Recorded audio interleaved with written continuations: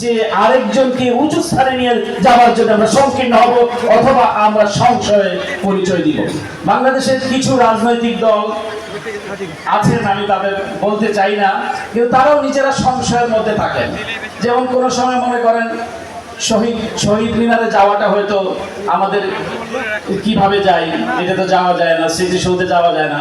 আবার যদি বলেন যদি না যাই তাহলে বোধহয় আমরা পিছিয়ে পড়লাম। এই যে বিভ্রান্তি, এবং এই বিভ্রান্তির বিশ্বাসও কিন্তু সমাজের মধ্যে ছড়িয়ে দেওয়া হয়, যার ফলে এই যে আমাদের যে চিরায়ত সংস্কৃতি, সেই সংস্কৃতির মূলে এটাও কিন্তু এক ধরনের আঘাত। তো আমি মনে করি এখন বাংলাদেশের সময় এসেছে বাংলাদেশকে বিনির্মাণ করবার জন্য, এবং বাংলাদেশের আপনাদের ভোটে নির্বাচিত প্রধানমন্ত্রী তারেক রহমানের নেতৃত্বে বাংলাদেশ এগিয়ে চলেছে। এবং বাংলাদেশের এই যে যেমন বাংলাদেশকে বিনির্মাণ করতে হবে, তেমনি বাংলাদেশে সুস্থ ধারার সংস্কৃতিকেও বিনির্মাণ করতে হবে, এবং নজরুল রবীন্দ্রনাথকে তাদের যে স্থান সেটি আমাদেরকে সঠিক জায়গায় দিতে হবে। যাই হোক, আমি আর বক্তব্য দীর্ঘায়িত করতে চাই না।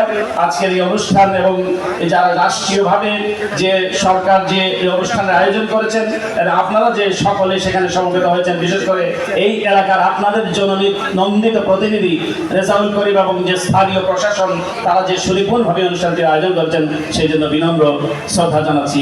অসংখ্য ধন্যবাদ সকলকে।